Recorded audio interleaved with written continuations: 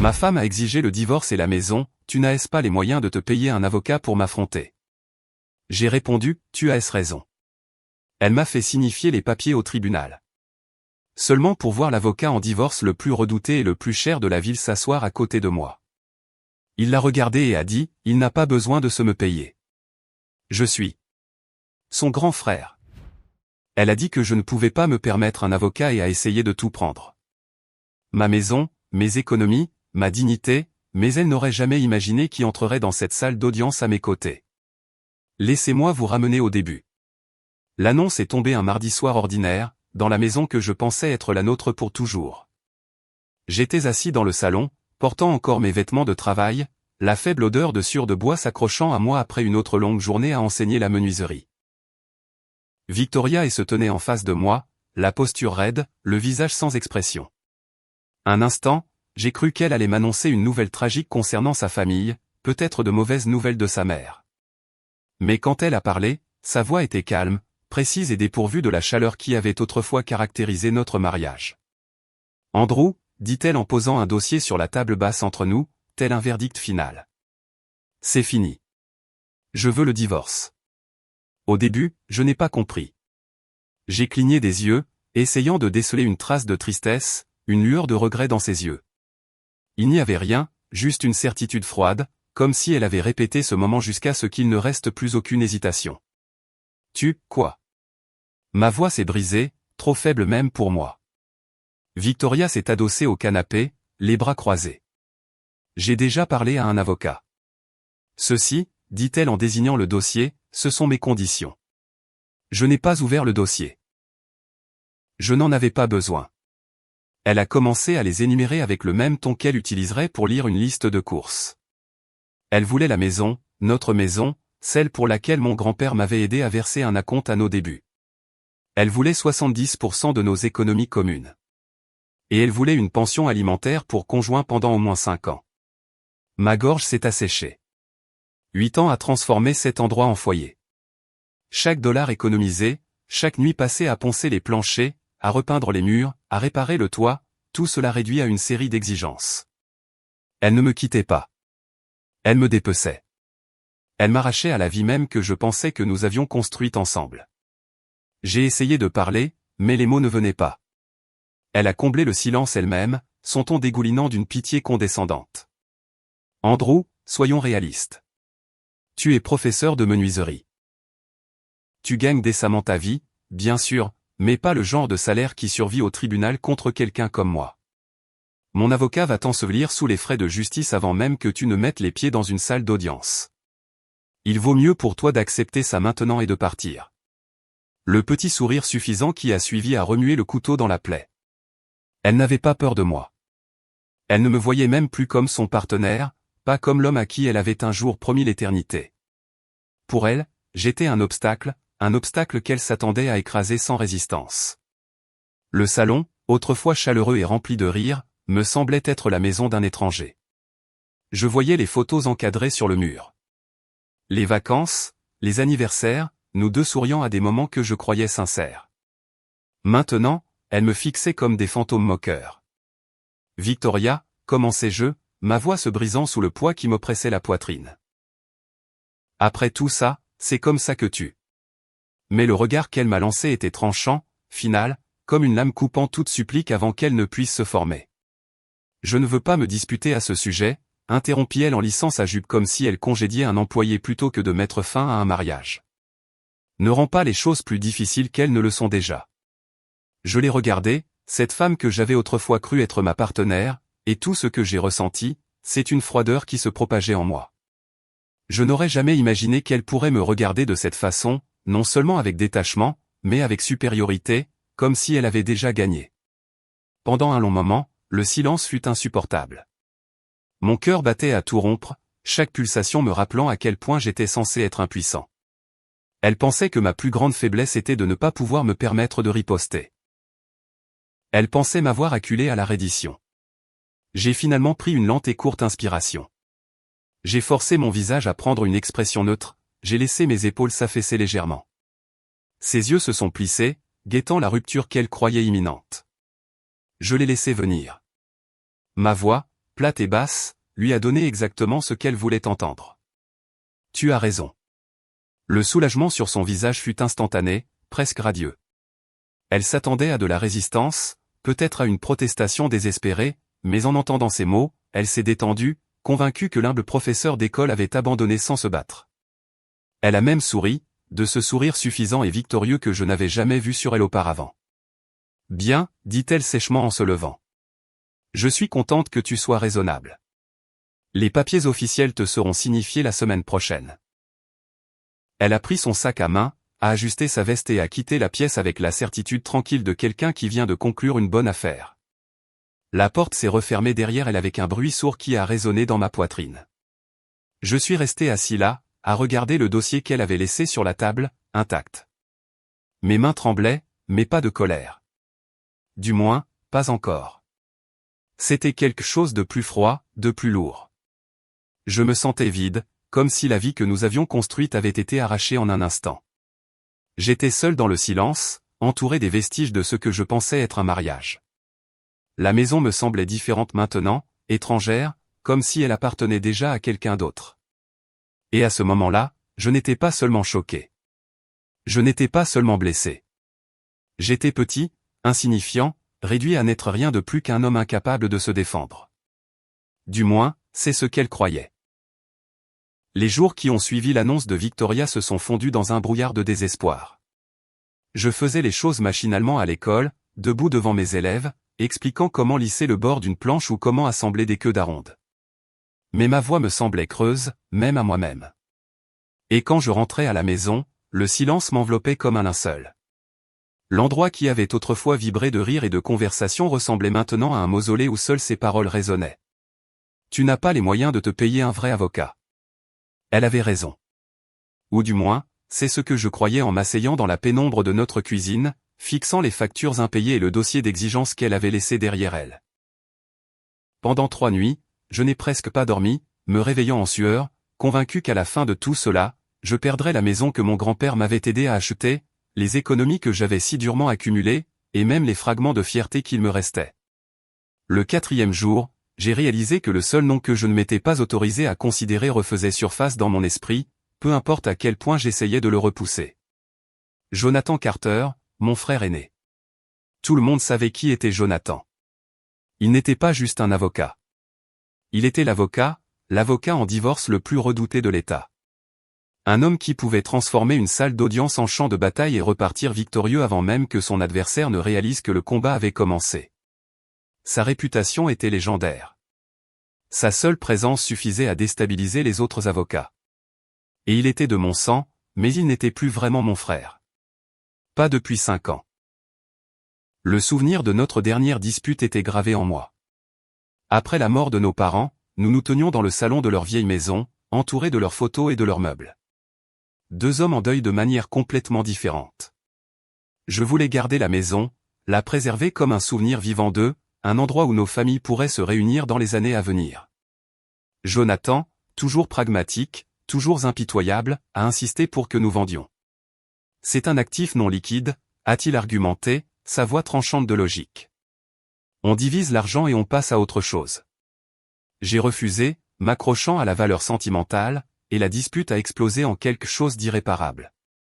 Nous nous sommes quittés ce soir-là et ne nous sommes plus jamais parlé. L'orgueil nous a maintenus dans le silence à travers les anniversaires, les fêtes et même les funérailles.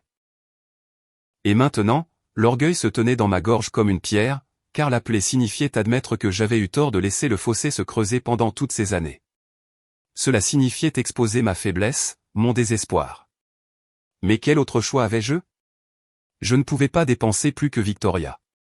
Je ne pouvais pas déjouer son avocat. Si je ne l'appelais pas, je perdrais tout. Ma main tremblait en faisant défiler mon téléphone jusqu'au numéro que je n'avais jamais effacé mais jamais composé. Mon pouce flottait au-dessus de l'écran tandis que mon cœur battait dans ma poitrine. Et s'il ne répondait pas? Et s'il raccrochait dès qu'il entendrait ma voix? Et s'il me disait que j'avais fait mon lit et que je devais maintenant m'y coucher? Avalant difficilement ma salive, j'ai appuyé sur appeler. Ça a sonné 1 fois, 2 fois, et juste au moment où je me préparais à tomber sur la messagerie vocale, je l'ai entendu. Cette voix grave et posée que je n'avais pas entendue depuis une demi-décennie.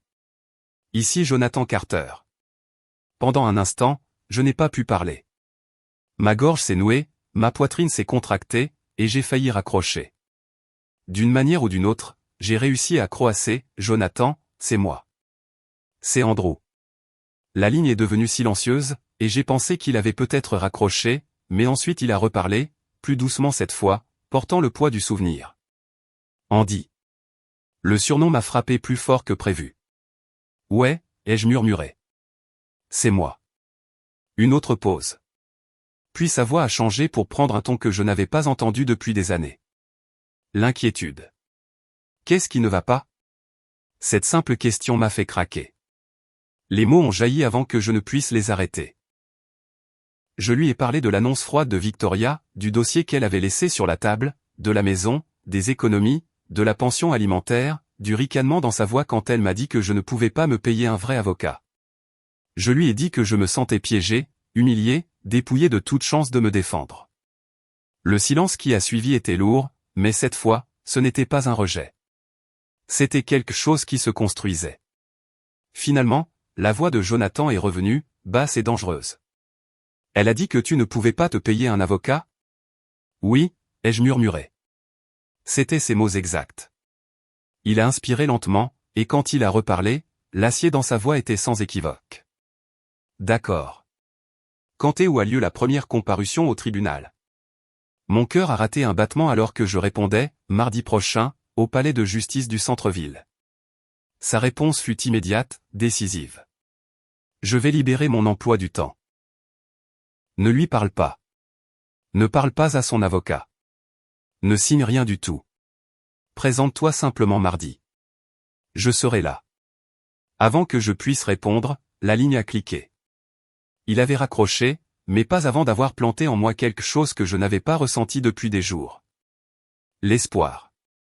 J'ai baissé le téléphone, le fixant tandis que mes mains tremblaient. Mais le tremblement ne venait plus de la peur. Il venait de la prise de conscience soudaine que peut-être, juste peut-être, je n'étais pas aussi seul que je le pensais. J'avais ravalé ma fierté, et à l'autre bout du fil, mon frère avait répondu, non pas comme l'homme distant avec qui j'étais en conflit depuis 5 ans, mais comme le grand frère protecteur dont je me souvenais de mon enfance. Pour la première fois depuis le début de ce cauchemar, j'avais l'impression de pouvoir respirer à nouveau. Le matin de l'audience préliminaire arriva, gris et détrempé par la pluie. Le genre de temps qui s'infiltre dans vos os et rend chaque pas plus lourd. Et alors que je montais les marches du palais de justice, ma vieille mallette à la main, je sentais le poids de la défaite peser plus lourdement que la bruine qui trempait ma veste. Car dans mon esprit, ce n'était pas un jour de victoire. C'était un jour pour affronter l'humiliation. À l'intérieur de la salle d'audience, l'air sentait le papier humide et l'anxiété renfermée. Et en entrant, j'ai immédiatement vu Victoria et assise à la table de la demanderesse, vêtue d'un tailleur pantalon bleu foncé, sa coiffure parfaite, sa posture rayonnant d'une confiance suffisante. À côté d'elle se trouvait Stephen Grant, son avocat, un homme dans la cinquantaine, avec un sourire si étudié qu'il semblait gravé sur son visage. Ils se penchaient l'un vers l'autre, chuchotant et ricanant comme deux prédateurs, certains que la proie était déjà piégée. Et quand Victoria m'a aperçu, son sourire a vacillé un instant avant de se transformer en un regard de pitié, comme si elle regardait un condamné se traîner vers la potence. Mon estomac s'est noué, et je me suis forcé à avancer vers la table du défendeur. Je me suis assis, j'ai posé ma mallette usée sur la surface, et j'ai croisé les mains pour cacher leur tremblement. Stephen Grant s'est levé et s'est approché d'un pas arrogant, son eau de Cologne agressive, son ton dégoulinant de supériorité. « Monsieur Lawson », dit-il en étirant le nom comme si c'était quelque chose de désagréable sur sa langue. « J'espère que vous avez eu l'occasion d'examiner la proposition très généreuse de ma cliente. Si vous êtes prêt à signer aujourd'hui, nous pouvons régler ça rapidement et sans douleur. » J'ai dégluti, gardant ma voix stable, bien qu'elle tremble à l'intérieur de moi, et j'ai répondu « J'attends mon avocat. » Il a gloussé, un son bas et condescendant. « Votre avocat ? Bonne chance avec ça. » Puis il s'est retourné vers Victoria, secouant la tête comme pour partager la blague. Mes paumes étaient moites, ma poitrine serrée, et quand l'huissier, l'officier Bennett, a appelé la cour à l'ordre, j'ai cru que mon cœur allait me sortir des côtes. La juge Margaret Collins est entrée, le visage sévère, commandant la pièce d'un regard en prenant son siège. « Affaire est contre Lawson », a-t-elle annoncé. Les deux parties sont-elles présentes et représentées? Stephen Grant se leva avec aisance. Oui, votre honneur. Stephen Grant, représentant la demanderesse, Madame Victoria est. Les yeux de la juge se sont tournés vers moi. J'ai ouvert la bouche pour parler, mais avant qu'un son ne sorte, les lourdes portes de la salle d'audience s'ouvrirent avec un fracas assourdissant qui fit taire tous les murmures. Toutes les têtes se sont tournées alors que Jonathan Carter entrait d'un pas décidé. Mon frère. Il ne portait pas seulement un costume. Il était enveloppé dans quelque chose qui ressemblait plus à une armure, sombre comme la nuit, taillée à la perfection. Sa présence remplissait l'espace comme un front d'orage. Il descendit l'allée avec la grâce prédatrice d'une panthère. Chaque pas mesuré, sa mallette en cuir brillant, et j'ai vu l'onde de reconnaissance se propager dans la pièce alors que les avocats se penchaient les uns vers les autres en murmurant son nom. Jonathan Carter, l'avocat en divorce le plus redouté de l'État. Il n'a regardé ni à gauche ni à droite.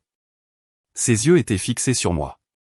Et quand il a atteint ma table, il a posé une main ferme sur mon épaule, l'a pressée doucement, puis s'est assis à côté de moi avec l'autorité tranquille d'un général prenant le commandement. Il a posé sa mallette sur la table avec un clic solide qui résonna comme un coup de marteau, et à ce son, l'atmosphère a changé. J'ai jeté un coup d'œil à Victoria, et pour la première fois depuis le début de ce cauchemar, son masque s'est fissuré. Sa suffisance s'est évaporée, remplacée par une incrédulité aux yeux écarquillés. Sa bouche était légèrement entr'ouverte, comme si elle venait de voir un fantôme. Stephen Grant avait l'air encore pire, la couleur quittant son visage, son sourire narquois remplacé par un tic nerveux à la mâchoire. Jonathan s'est penché vers moi, sa voix basse et calme. Désolé pour le retard, petit frère. Le trafic était infernal. Ma gorge s'est serrée, les larmes menaçant, mais j'ai réussi un léger hochement de tête. Puis il s'est redressé, son expression redevenant professionnelle, et s'est adressé à la juge avec une voix de baryton qui a traversé la pièce. Jonathan Carter, votre honneur, représentant le défendeur, Monsieur Andrew Lawson. Les sourcils de la juge Collins se sont haussés, son ton trahissant la reconnaissance. Monsieur Carter. Elle connaissait sa réputation. Tout le monde la connaissait. Jonathan a alors tourné délibérément la tête vers Victoria et Stephen, son regard froid, son sourire plus tranchant qu'un couteau. Mes excuses pour le retard, dit-il, sa voix de velours sur de l'acier. Mais une clarification doit être faite. Il les regarda tous les deux, savourant le silence, puis livra la phrase qui brisa la certitude suffisante avec laquelle ils étaient entrés. Il n'a pas besoin de se me payer. Je suis son grand frère. Les mots ont frappé la pièce comme une détonation. Un murmure a parcouru les spectateurs et les autres avocats, et j'ai senti quelque chose s'enflammer en moi, un feu qui s'était éteint des jours auparavant, ravivé soudainement. Victoria semblait anéantie. Les lèvres de Stephen bougeaient sans un son, cherchant une réponse. Et pour la première fois depuis le début de cette épreuve, je me suis redressé. Je n'étais plus le professeur vaincu qu'il pensait que j'étais. À cet instant, l'équilibre du pouvoir a complètement basculé, et j'ai su que je n'étais plus seul. À partir du moment où Jonathan Carter a pris place à mes côtés, le paysage entier de ce divorce a changé. Et ce qui a suivi dans les semaines à venir n'était rien de moins qu'une guerre. Jonathan ne s'est pas contenté de me défendre. Il a lancé une contre-attaque avec une précision si impitoyable qu'elle m'a donné le vertige. Il a déposé des requêtes immédiates rejetant chacune des demandes de Victoria, les qualifiant de prédatrices et déposées de mauvaise foi, puis a soumis une demande d'expertise complète de tous les dossiers financiers des 5 dernières années. Chaque relevé bancaire, chaque facture de carte de crédit, chaque virement, chaque compte caché. Et lorsque Stephen Grant a tenté de s'y opposer en arguant que c'était excessif, la juge Margaret Collins a à peine jeté un coup d'œil à ses arguments avant d'approuver la motion de Jonathan dans son intégralité. La peur sur le visage de Victoria ce jour-là fut la première fissure dans son armure, et elle a alimenté le feu qui couvait en moi depuis la nuit où elle m'a dit que je ne pouvais pas me payer un avocat. Les jours se sont transformés en semaines, et j'ai regardé avec un mélange d'admiration et d'anticipation nerveuse l'équipe de comptables judiciaires de Jonathan disséquer les finances de Victoria avec la précision de chirurgien. Ce qui a commencé comme une pile de relevés s'est rapidement transformé en un réseau de tromperies. Il y avait des frais d'hôtel de luxe, de boutiques de bijoux haut de gamme et de dîners extravagants pour deux, tous liés à une carte de crédit dont je n'avais jamais connu l'existence. Une carte liée à notre compte d'épargne commun. Un soir, assis en face de Jonathan alors qu'il exposait les conclusions, ses yeux brillaient d'une satisfaction froide. Elle se croyait maligne, dit-il en tapotant un reçu d'un complexe viticole. Mais la ruse ne tient pas face aux preuves. Mes poings se sont serrés, la colère montant en moi si violemment que je pouvais à peine respirer. Toutes ces nuits où elle me disait être à des conférences. Tous ces week-ends où elle disait rendre visite à sa famille, des mensonges. Tous. Puis vinrent les dépositions. Et c'est là que le génie de Jonathan a brillé de mille feux. Il en a programmé une avec Sophie Turner, l'amie la plus proche de Victoria, une femme qui avait toujours été polie mais distante avec moi.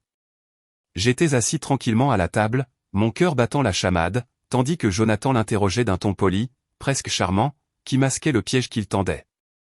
Pendant des heures, il a posé des questions sur les habitudes de dépenses de Victoria, ses voyages d'affaires, son état de bonheur général, et Sophie a tenté d'esquiver et de dévier, sa loyauté envers Victoria évidente. Mais ensuite, Jonathan a laissé tomber la question comme une guillotine. « Mademoiselle Turner, pouvez-vous me parler de Richard Hay ?» J'ai vu Sophie sursauter, le nom ayant clairement touché une corde sensible. Mon souffle s'est coupé, je ne l'avais jamais entendu auparavant. Jonathan s'est adossé nonchalamment, comme s'il avait tout le temps du monde. Non. Peut-être que ceci vous rafraîchira la mémoire. Il a fait glisser des copies des relevés de cartes de crédit, montrant des dates et des frais qui coïncidaient parfaitement avec les moments où Victoria prétendait être en déplacement pour le travail. Ses chambres d'hôtel, ses dîners, ses bijoux, étiez-vous avec elle? Les yeux de Sophie s'agitaient, ses mains se tordant sur ses genoux. Finalement, sous serment, elle a craqué. Sa voix tremblait alors qu'elle admettait que Richard Hay n'était pas seulement un nom, mais un homme, un riche promoteur immobilier que Victoria voyait depuis 1 an et demi. Elle a avoué l'avoir couverte, avoir répété ses mensonges, m'avoir dit que les conférences étaient réelles alors qu'elle savait que ce n'était pas le cas. J'ai eu la nausée, une fureur bouillonnant en moi si violemment que j'ai cru que j'allais exploser sur place. Mais sous tout cela, un sombre sentiment de satisfaction a commencé à grandir. La vérité se frayait un chemin vers la lumière. La déposition de Richard Hay lui-même fut le coup de grâce. Il est entré, suffisant, vêtu d'un costume cher, rayonnant d'arrogance. Il s'est adossé à sa chaise comme si tout ce processus était indigne de lui. Mais Jonathan n'avait aucune intention de le laisser s'en tirer facilement. Pendant des heures, Jonathan l'a démantelé pièce par pièce, l'interrogeant sur sa relation avec Victoria, sa connaissance de son mariage, son rôle dans ses décisions financières. Richard a souri, a essayé de jouer la carte de la décontraction jusqu'à ce que Jonathan sorte les reçus, les réservations d'hôtel, les virements, les cadeaux achetés avec mon argent. « Monsieur Hay, dit Jonathan, sa voix basse et délibérée. Ces fonds provenaient directement des actifs matrimoniaux. Avez-vous demandé à madame et d'exiger une pension alimentaire et la maison parce que vous pensiez que monsieur Lawson ne pourrait pas se permettre de se battre? Pour la première fois, la suffisance de Richard a vacillé. Il a bougé, a hésité, puis, sous serment, il a avoué. Oui, ils l'avaient planifié ensemble. Oui, c'était son idée qu'elle s'attaque à tout. Parce que, selon ses propres mots, Andrew Lawson n'est qu'un professeur de menuiserie. Entendre mon nom prononcé de cette manière, entendre le dédain, le mépris, la façon dont ils avaient conspiré pour me dépouiller de tout ce que j'avais, a envoyé une vague de rage si intense en moi que j'ai agrippé le bord de la table jusqu'à ce que mes jointures blanchissent. Mais la satisfaction a frappé tout aussi fort, car Richard Hay l'avait admis sous serment, devant des avocats et un sténographe judiciaire, et il n'y avait pas de retour en arrière possible. Quand nous sommes sortis de cette pièce, Jonathan a posé une main sur mon épaule et a dit doucement, « C'est fini pour eux. Ils ne le savent juste pas encore. » J'ai hoché la tête, la poitrine haletante, la fureur bouillonnant encore, mais tempérée maintenant par autre chose. Le soulagement.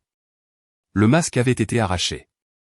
Victoria n'était plus la femme posée et confiante qui pensait pouvoir m'enterrer. Elle était exposée, une menteuse, une voleuse et une fraudeuse. Pour la première fois depuis le début de ce cauchemar, j'ai ressenti une satisfaction profonde et indéniable. Elle m'avait sous-estimé, avait sous-estimé le lien que j'avais avec mon frère, et maintenant tout son stratagème s'effondrait autour d'elle. 6 mois après ce premier jour orageux au tribunal, j'étais assis dans la même salle d'audience, mais cette fois, l'air était différent. Aucune angoisse ne m'oppressait, aucune oppression dans ma poitrine.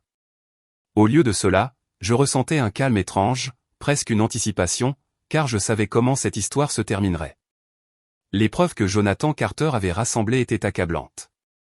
les relevés financiers montrant des milliers de dollars siphonnés de notre compte joint, les reçus d'hôtels et de bijouterie, le témoignage de Sophie Turner admettant avoir couvert son ami, et l'aveu suffisant mais accablant de Richard Haye lui-même. La façade soigneusement construite de Victoria s'était effondrée en poussière, et ce qui restait était une image de trahison, d'avidité et de fraude. La juge Margaret Collins est entrée, son expression aussi sévère que d'habitude, et alors qu'elle appelait l'affaire à l'ordre, j'ai jeté un coup d'œil à Victoria de l'autre côté de la pièce. Elle ne ressemblait en rien à la femme confiante qui était entrée dans cette salle d'audience des mois auparavant dans son tailleur pantalon sur mesure. Ses épaules étaient voûtées, ses cheveux tirés en arrière trop serrés, comme pour dissimuler sa fatigue, ses yeux passant nerveusement de moi à son avocat, Stephen Grant, qui lui-même semblait épuisé, battu avant même que le marteau ne tombe.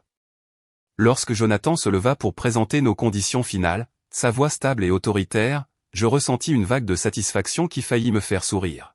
« Votre honneur » commença-t-il. Compte tenu des preuves accablantes d'infidélité, de fraude et de détournement de fonds matrimoniaux, nous demandons que madame renonce à toute prétention sur le domicile conjugal, abandonne sa demande de pension alimentaire pour conjoint, et rembourse à monsieur Lawson les 60 000 $ qu'elle a détournés pour financer sa liaison.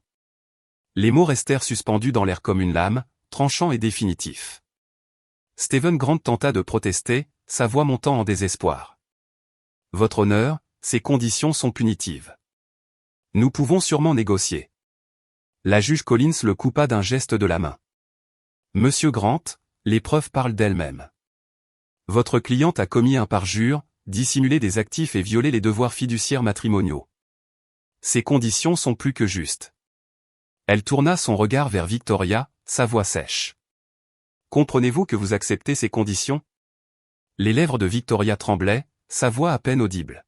« Oui, votre honneur. » En la regardant murmurer ces mots, en voyant la dernière once d'arrogance quitter son visage, je ressentis une satisfaction si profonde qu'elle s'installa au plus profond de moi. C'était la même femme qui m'avait regardé dans les yeux et m'avait dit que j'étais trop faible, trop pauvre, trop insignifiant pour l'affronter. Maintenant, elle était dépouillée de tout ce qu'elle avait essayé de voler. Forcée de partir non seulement les mains vides, mais en me devant de l'argent. Quand le marteau est tombé, la montée d'adrénaline en moi était presque enivrante.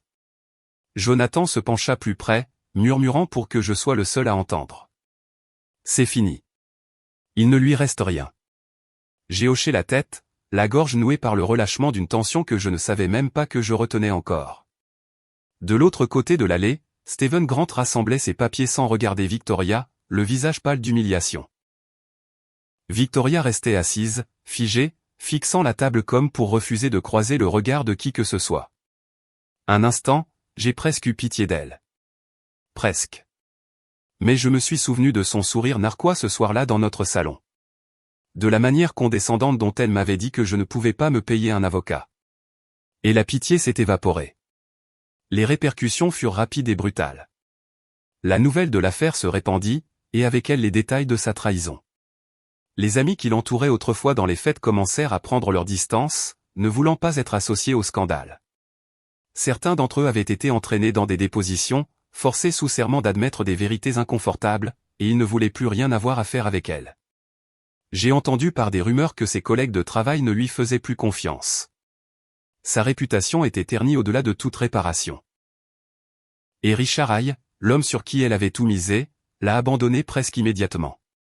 Il n'avait aucun intérêt pour une femme publiquement étiquetée comme menteuse et fraudeuse, une femme qui avait perdu de façon spectaculaire au tribunal. Il était attiré par le succès, par le pouvoir, et elle était maintenant tout le contraire. Une histoire édifiante. Je ne nierai pas la satisfaction que j'ai ressentie en voyant tout s'effondrer. J'avais imaginé ce moment dans les nuits les plus sombres. Fantasmé sur sa chute. Et maintenant que c'était réel, l'émotion qui m'emplissait n'était pas seulement du soulagement, mais quelque chose de plus vif, presque de la jubilation. Quand je l'ai dit à Jonathan, il a simplement hoché la tête. Elle a écrit sa propre fin, Andy. Tu n'avais qu'à la laisser jouer son rôle. Un après-midi, peu de temps après le jugement, je suis passé devant Victoria dans le couloir du palais de justice alors qu'elle quittait le bureau de Stephen Grant. Elle semblait plus petite, diminuée, serrant une pile de papier dans ses mains comme une bouée de sauvetage. Ses yeux ont croisé les miens un bref instant, et j'y ai vu non pas le triomphe qu'elle affichait autrefois, mais seulement l'épuisement et la honte. Elle a ouvert la bouche comme pour dire quelque chose, mais aucun mot n'est sorti. J'ai simplement hoché la tête, calme, posé, et je suis passé devant elle. Pour la première fois, je me suis senti vraiment libre. Toute la colère, toute l'humiliation, tout le poids que j'avais porté depuis la nuit où elle m'avait dit que c'était fini, tout s'est envolé. La satisfaction ne résidait pas seulement dans la victoire ou dans le fait de la voir tomber. Elle résidait dans le fait de savoir qu'elle n'avait plus de pouvoir sur moi, plus la capacité de me définir comme faible ou impuissant. Elle m'avait sous-estimé, avait sous-estimé ma famille, et elle en avait payé le prix. Et dans cette libération, ce dernier souffle de liberté, j'ai réalisé que j'avais regagné plus que ma maison ou mes économies. Je m'étais retrouvé. L'audience finale s'est terminée par le coup de marteau de la juge Margaret Collins. Et comme ça, la tempête était passée. Victoria est repartie dépouillée de la maison, privée de pension alimentaire, et condamnée à rembourser les $60 000 qu'elle avait siphonnés pour sa liaison avec Richard Hay. Son avocat, Stephen Grant, ressemblait à un homme qui avait été mâché et recraché, pâle et épuisé.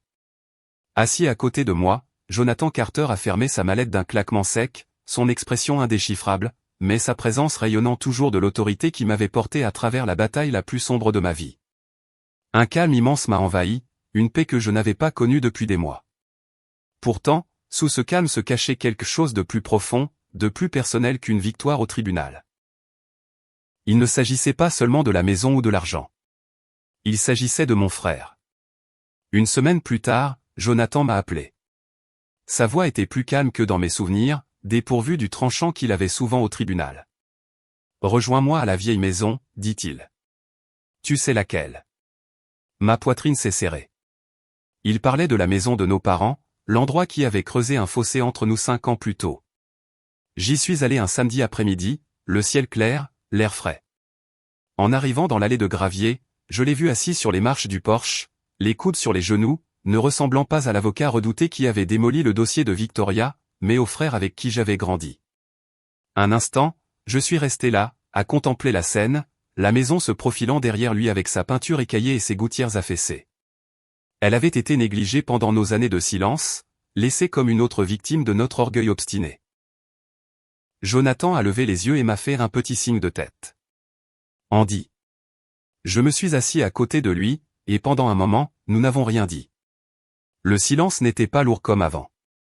Il semblait hésitant, presque fragile, comme une trêve attendant d'être prononcée à voix haute. Finalement, il a expiré et a dit « J'avais tort ». Je me suis tourné vers lui, surpris. Il regardait au loin, la mâchoire serrée, mais sa voix était stable. À l'époque, j'étais tellement concentré sur le fait de tout transformer en chiffres, en actifs. J'ai oublié ce qu'était vraiment cette maison. J'ai oublié ce qu'elle signifiait pour toi, ce qu'elle signifiait pour nous deux. Son aveu m'a frappé plus fort que n'importe quelle victoire au tribunal. Ma gorge s'est nouée, mais je me suis forcé à répondre. J'avais tort aussi. Je me suis accroché si fort au passé que je ne pouvais pas voir une autre voie.